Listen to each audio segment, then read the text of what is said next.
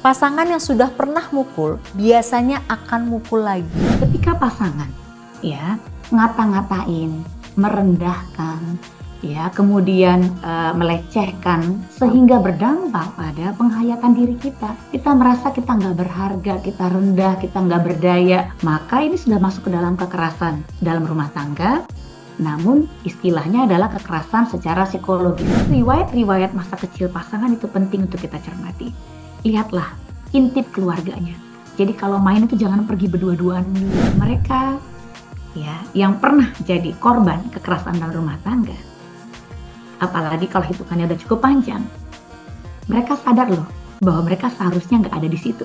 KDRT bisa berhenti. Kok bisa ada perempuan yang bertahan meskipun udah babak belur secara psikis dan fisik, masih bertahan nih hitungan tahun, punya anak-anak yang banyak.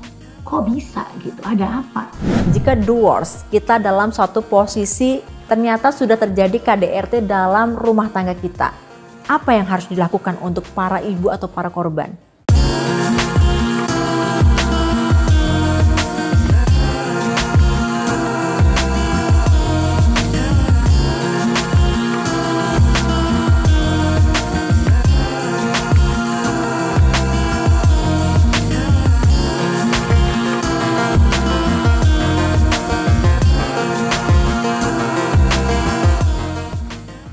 Hai parents, bagaimana kabarnya? Senang sekali akhirnya saya Berni Fidiari dapat menjumpai parents semua dalam program parenting. Seperti biasanya parenting hadir dengan memberikan insight untuk parents semua di sini sebagai masukan untuk parents. Ini dia parenting.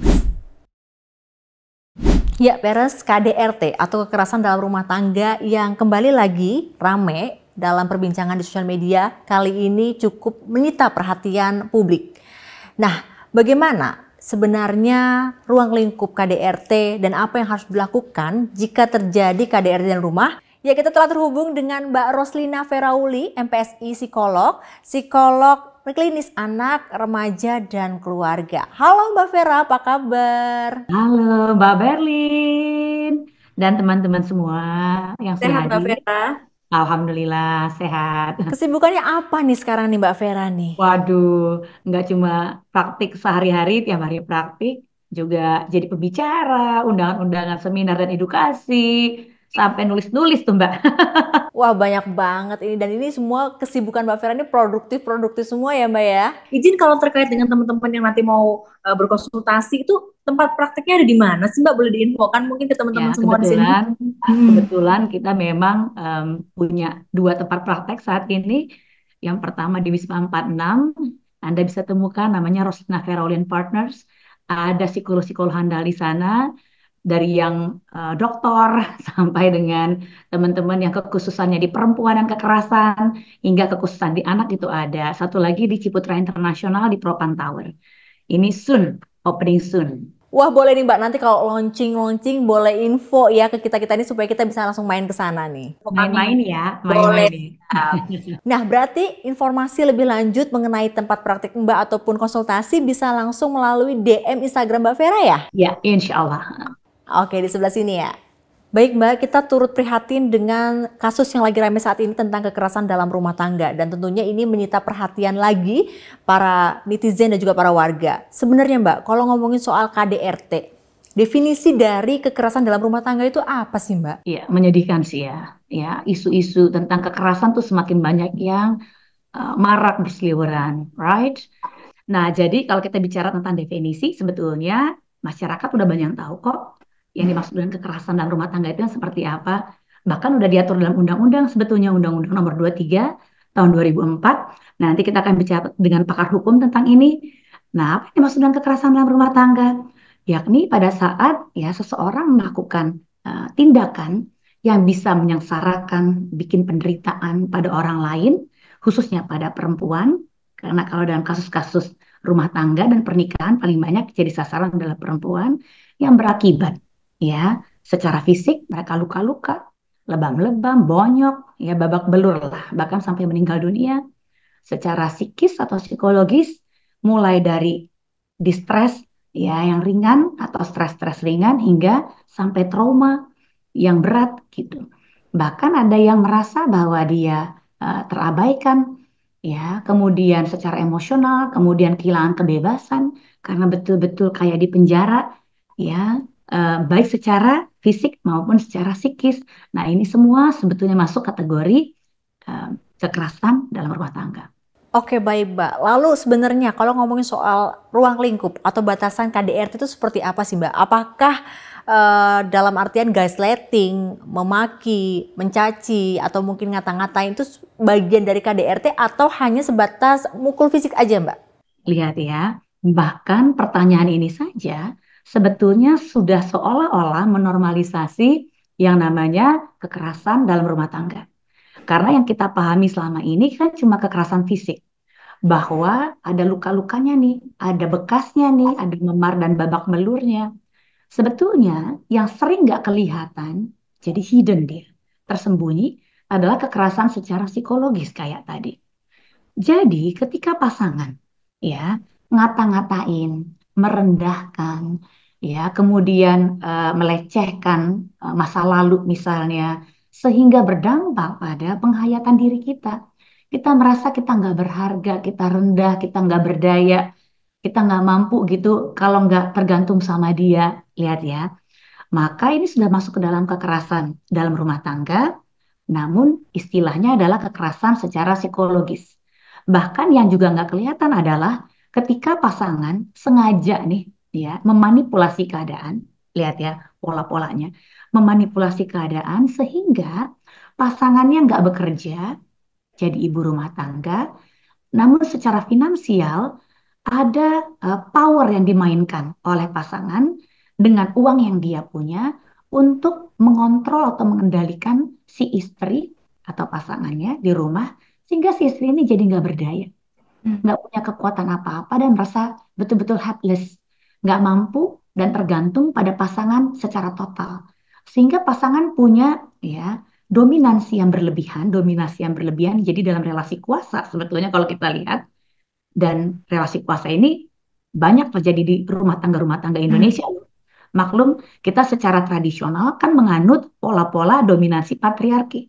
Jadi seolah-olah suami, ya bukan seolah-olah si suami adalah pimpinan rumah tangga itu betul.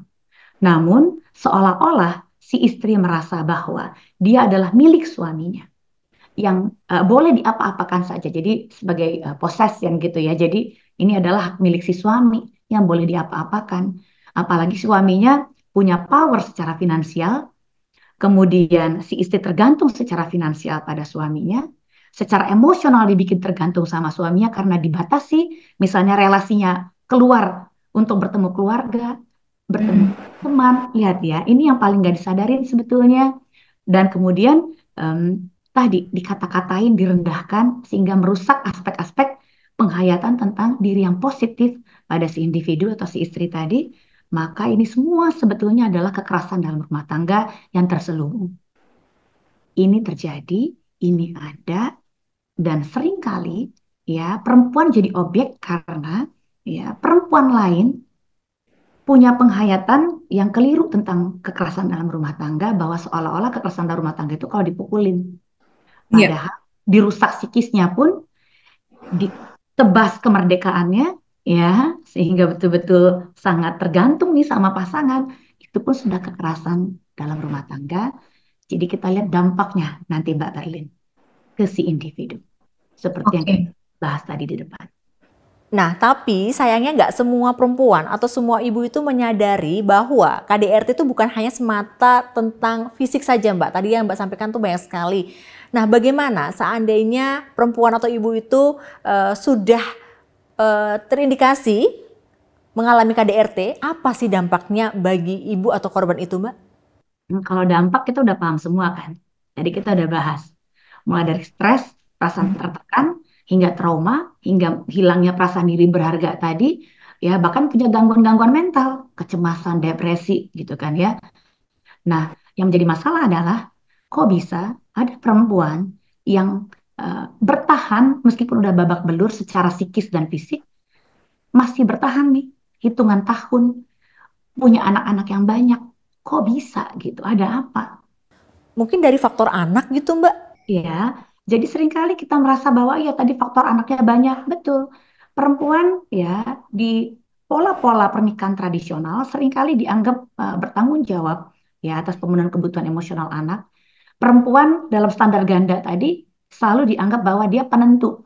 Ini pernikahannya kalau gagal nih karena perempuannya nih bikin suaminya stres, bikin anak-anaknya gagal gitu. Lihat ya, ini pola-pola tradisional. Sehingga ya ibu-ibu selalu merasa bahwa dia punya kewajiban nih atas anaknya, bahkan sampai mengorbankan jiwa raga gitu kira-kira. Nah, namun nggak cuma anak kan sebetulnya. Dalam psikologis ada aspek yang namanya siklus, bulan madu dari kekerasan dalam rumah tangga. Yang dimulai dari apa nih? Ya, bahwa awal-awalnya ada tension, ada konfliknya nih.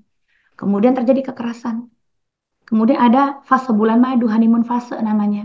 Dibaik-baikin lagi, ya dipuja-puja lagi, minta maaf lagi. Kemudian sehingga ada hope nih, ada perasaan bahwa oh suami bisa berubah dong besok. Dan ingat ya, perempuan seringkali terjebak nih dalam pola-pola jangan-jangan dia bisa mengubah laki-lakinya. Wong dia nikahnya aja udah umur 20-an sebetulnya. Artinya aspek personality kan udah terbentuk dengan absolut gitu ya. Bisa berubah bisa tapi nggak semudah itu. Jadi perempuan-perempuan ngerasa oh bisa berubah nih. Tuh dia masih baik. Jangan-jangan saya tadi yang salah. Seharusnya tadi saya patuh aja ya lihat pola ini. Nah, kemudian ya mulai ada fase tenang, kembali lagi ada konflik. Nah, makin lama yang nggak disadari perempuan adalah siklus ini makin lama semakin bikin perempuan yang nggak berdaya.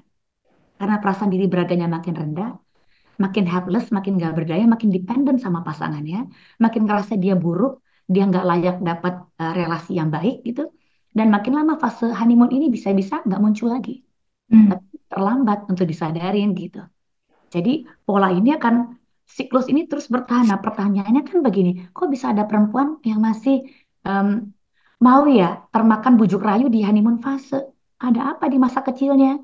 Oh, jangan-jangan penghayatan tentang relasi romantis pada perempuan ini adalah yang melibatkan kekerasan dan dominasi patriarki. Jadi penghayatan di masa lalu di saat dia kecil, waktu dia lihat bapak ibunya pun dalam relasi pernikahan mereka babak belur ibunya. Jadi dia pikir, oh itu standar yang normal. Bahwa perempuannya salah nih. Kalau ketika jadi objek kekerasan suaminya. Yang si laki-laki, apa kabar? Apakah dia juga korban kekerasan? Jangan-jangan. Coba saya tanyakan pada semua pemirsa yang ada ya. Menurut teman-teman, dalam mendisiplinkan anak, boleh nggak dalam disiplinkan anak tadi kita pakai kekerasan? Rata-rata pasti jawab boleh. Jadi kita menormalisasi kekerasan asalkan gitu ya. Jadi dilakukan ketika anak salah, padahal kekerasan bukan jawaban atau bukan cara yang efektif untuk bikin disiplin atau bikin anak menampilkan perilaku yang tepat. Dari kecil anak dibikin babak belur, udah gede dia pikir relasi primer itu harus melibatkan kekerasan. Dia pikir relasi romantis ini butuh melibatkan kekerasan. Apalagi kalau tadi kita dalam sistem dominasi patriarki, oh laki-laki boleh nih, dia kan yang pimpinannya, dia kepalanya, dia ngatur istrinya, istri harus patuh, harus tunduk gitu kira-kira. Apalagi bila sistem belief itu kayak penghayatan tentang keyakinan atau keagamaan gitu ya, yang salah kaprah. Kan memang istri adalah apa namanya betul-betul em, pengikut bagi suami, followernya gitu. Suami adalah imamnya. Ini adalah makmumnya gitu kira-kira. Ikut, benar-benar ikut, patuh. Tapi suami yang seperti apa dulu yang bikin yang layak untuk perempuan patuhi gitu. Nah, ini yang salah kaprah tadi. Bahwa Ya. memang akan patuh pada leader, yes. Butuh ada leader dalam sebuah sistem. Terutama dalam relationship seperti rumah tangga. Itu kan sistem sosial terkecil, ada sistemnya gitu ya, ada leadernya, ada follower, ada pola kerjasama yang seperti apa, ini kan sebetulnya butuh fleksibel. Bahwa ketika ada konflik butuh ditangani dengan cara komunikasi yang seperti apa ya, nah, kita gagal di situ. Kita ngerasa bahwa kekerasan itu adalah solusi yang paling efektif dalam menjawab isu apapun dalam relationship maupun keluarga. Oke, nah seandainya Mbak, jika divorce, kita dalam suatu posisi ternyata sudah terjadi KDRT dalam rumah tangga kita. Apa yang harus dilakukan untuk para ibu atau para korban? Ini juga yang paling banyak ya netizen sampaikan. Lari gitu. Selamatkan dirimu dan anak-anak. Semua mereka ya yang pernah jadi korban kekerasan dalam rumah tangga apalagi kalau hitungannya udah cukup panjang, mereka sadar loh bahwa mereka seharusnya nggak ada di situ. Namun mereka seolah-olah terjebak nih dalam jaring laba-laba, spider web, yang makin lama makin bikin mereka nggak berdaya. Lantas, apa yang kita butuhkan nih? Satu, edukasi yuk seluruh keluarga perempuan sebelum pernikahan, jadi ada edukasi pranikah juga, untuk punya kesadaran bahwa mereka meskipun menikah tetap butuh punya relasi sosial dengan keluarga dekatnya, dengan keluarga extendednya, dengan kerabat dan teman-temannya, agar mereka mampu memberi review bahwa ketika relasi bersama pasangan sudah tidak sehat, mereka dapat reviewnya. Mereka nggak merasa sendiri. Ya, ini penting sekali. Yang berikutnya, ya, perempuan mesti paham dulu bahwa diri mereka ini berharga. Nggak layak nih dapat perlakuan-perlakuan kekerasan dengan alasan apapun. Apapun juga alasannya itu nggak ada. Sebetulnya itu nonsense gitu kan ya. Sehingga langkah berikutnya, ketika ini terjadi, ya, perempuan tahu dia mau kemana. Yang pasti ke keluarga dekatnya dulu, ya, ke pertemanan, dan ingat, jadi pasangan tuh nggak boleh jadi satu-satunya teman dalam hidup ya. Ini bahaya sebetulnya. Ya, baru kemudian ada lembaga-lembaga bantuan hukum. Kalau untuk aspek hukumnya bisa ke APIK namanya, Lembaga Bantuan Hukum APIK terdekat di wilayah masing-masing. Nah, kalau secara psikologis, apa yang bisa dilakukan? Ya, ada klinik-klinik ya, mulai dari klinik-klinik apa namanya psikologis hingga puskesmas, RSUD, RSU itu semuanya sekarang rata-rata diupayakan oleh pemerintah untuk punya bagian psikologinya. Nah, mampir ke sana. Benahi diri, trauma, penghayatan tentang diri agar nggak semakin terjerat dalam spider web tadi, jaring laba-laba, kekerasan dalam rumah tangga yang bikin diri semakin gak berdaya. Kira-kira demikian. Nah, jika sudah terlanjur ada kekerasan dalam rumah tangga, di dalam rumah dan tidak sengaja terlihat oleh anak, kemudian anak merekam, apa sebenarnya dampak yang terjadi pada anak ketika anak melihat proses terjadinya ke KDRT dalam rumah tangga itu, Mbak? Inilah yang nggak diwaspadai oleh pasangan suami istri dalam rumah tangga.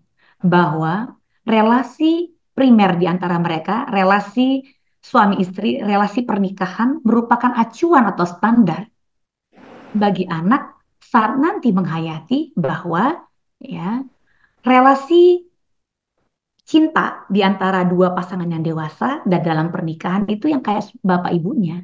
Jadi standarnya dari sana. Kalau yang kita turunkan adalah standar tentang kekerasan, babak belur, ya secara emosional atau psikis dan fisik, anak ngelihat. Yang pasti, ya mereka stres, of course mereka akan stres, tertekan mereka. Yang kedua, mereka juga akan trauma. Trauma kalau nggak ditangani, Mbak Berlin, trauma ini akan berkembang jadi post trauma. Post trauma ini nggak sekedar post trauma. Kadang-kadang ada gangguan-gangguan psikologis lainnya loh yang menyertai. Berkembang dari aspek tadi. Yang berikutnya, merusak tatanan standar tentang relasi pernikahan yang sehat. Karena yang anak-anak lihat adalah bapak ibunya yang gontok-gontokan, ibunya jadi korban dan babak belur itu yang mereka kenang tentang relasi dalam pernikahan. Sehingga seolah-olah kekerasan itu boleh, wajar, dan dianggap biasa-biasa saja. Ini yang bahaya. Jadi dampaknya ke anak-anak itu banyak. Jangan biarkan anak-anak ya ikut terjebak dalam relasi pernikahan yang sudah masuk kategori kekerasan tadi. Berbahaya sih. Ya, seperti yang Mbak sampaikan bahwa sangat ngeri banget ketika anak mulai merekam bahkan menjadikan pernikahan buruk atau pernikahan yang gagal orang tuanya itu menjadikan role modelnya. Nah, sebenarnya sebagai para perempuan atau sebagai para ibu, bagaimana kita harus mendidik anak-anak kita, khususnya anak-anak laki-laki, supaya tidak menjadi pelaku kekerasan dalam rumah tangga? Iya, yang paling besar ya adalah pola-pola gangguan psikologis yang nggak disadarin kan. Kita kan nggak tahu, ini pasangan kita sehat secara psikologis atau enggak. Ada loh orang-orang dengan gangguan kepribadian seperti gangguan borderline personality misalnya. Jadi kalau marah tuh meledak-ledak kayak nggak ada batasnya gitu. Ya, atau gangguan-gangguan misalnya ya, contoh ini gangguan neurodivergen yang bikin orang jadi impulsif hingga ketika mereka sangat emosional, dia impulsif, bisa bikin pukul, agresif, tapi ini kan sebetulnya hanya salah satu faktor. Selalu secara psikologis itu kompleks, Mbak Berlin. aspek ya psikososialnya, sosiokulturalnya, termasuk aspek biologisnya itu ada semua. Kalau secara sosiokultural kita tahu bahwa pola-pola relasi kuasa ala-ala dominansi patriarki yang berlebihan, yang kemudian secara psikologis dulu pernah punya trauma tentang isu kekerasan dalam pola yang kayak tadi gitu kan ya. Kemudian secara biologis kebetulan dia punya ya aspek-aspek yang diturunkan secara genetis, pola-pola agresivitas misalnya, atau temperamen-temperamen yang difficult atau sukar. Kemudian ada gangguan-gangguan psikologis di sana ya. Itu udah cukup bikin orang sampai betul-betul mampu jadi pelaku kekerasan. Jadi riwayat-riwayat masa kecil pasangan itu penting untuk kita cermati. Lihatlah intip keluarganya. Jadi kalau main itu jangan pergi berdua-duaan melulu. Main ke keluarganya, lihat bagaimana relasi ya dalam keluarga mereka. Hangatkah atau berjarak? Bahwa kalau marah, kalau ada isu-isu atau konflik atau ada argumen dan percekcokan, dengan cara apa mereka menyelesaikan? Apakah dengan kekerasan atau enggak? Lihat, pasangan pernah punya trauma nggak tentang kekerasan yang dialami oleh bapak ibunya waktu kecil? Atau dia sendiri, kalau bapak ibunya yang pernah jadi korban kekerasan, dia jadinya adalah trauma sekunder buat dia. Kalau dia menjadi objek kekerasan dari orang tuanya dan sekitar, maka trauma-trauma yang dia punya primer sifatnya. Cermati pola-pola ini. Udah kelihatan gak kasih Mbak Vera? Udah, lihat keluarganya, lihat respons pasangan Anda. Apakah dia cemburu atau posesif berlebihan secara emosional kan berarti nggak sehat. Atau dia memang gampang meledak-ledak, itu juga nggak sehat. Atau dia punya pola suka merendah-rendahkan perempuan. Meskipun sekarang bukan Anda, tapi besok itu adalah Anda gitu. Jadi cermati. Jadi secara sosiokultural, ya, cermati budaya dalam keluarga mereka. Cermati penghayatan keagamaan yang dia yakini seperti apa, sehat enggak. Secara sosial, lihat keluarganya. Secara psikologis, lihat dia pernah punya trauma apa sih. Responsnya dalam mengatasi isu atau masalah harian itu seperti apa sih kalau dia lagi stres, lagi dalam situasi krisis. Ya, baru lihat aspek biologisnya. Ada nggak ya, ingat laki-laki itu mesti dicermati semua, jangan pergi ya dulu Jangan cuma happy-happy aja nonton-nonton doang gitu ya atau makan-makan. Dari awal kita kenalan udah bisa dicermati sebetulnya. Ya betul banget Mbak, apalagi sekarang ini banyak sekali informasi ataupun edukasi di sosial media yang seharusnya membuat anak muda itu lebih aware ya Mbak ya. aware Bisa ya. aware, namun tadi tetap udah aware nih, udah tahu red flag-nya, kok masih bertahan ya? Cermati jangan-jangan kita juga pernah punya isu-isu psikologis ya, bawaan dari masa lalu yang belum usai, atau penghayatan tentang sosiokultural budaya, nilai-nilai agama yang sebetulnya keliru penghayatannya. Kira-kira demikian.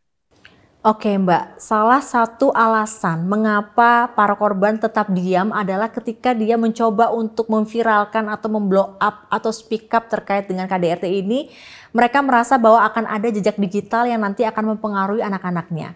Biasanya pola seperti ini memang akan seperti ini atau memang sebaiknya kita abaikan saja sehingga memang kita harus speak up Mbak?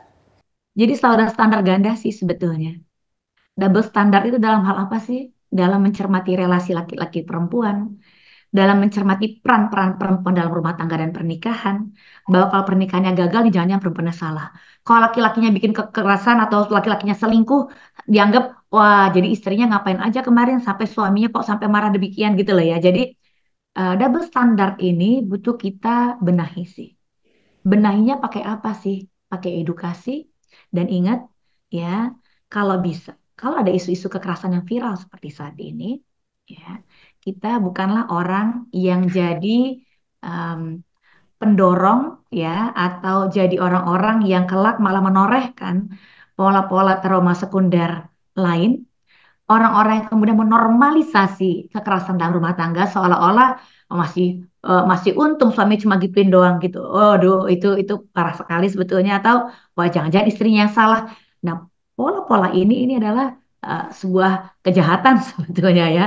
Ini pola-pola yang semakin mendorong standar ganda tadi ada di masyarakat kita, semakin mendorong kekerasan dalam rumah tangga dan menormalisasi kekerasan tersebut untuk ada. Ingat, Oke. kalau bahasa dari aspek-aspek yang lebih positif, kita bahas tentang bagaimana bikin pernikahan itu sehat dan fungsional, bagaimana keluarga yang fungsional dan sehat, gitu kira-kira, bagaimana mendisiplinkan orang, bagaimana mengatasi isu-isu harian tanpa kekerasan, gitu ya, dengan cara-cara lebih sehat.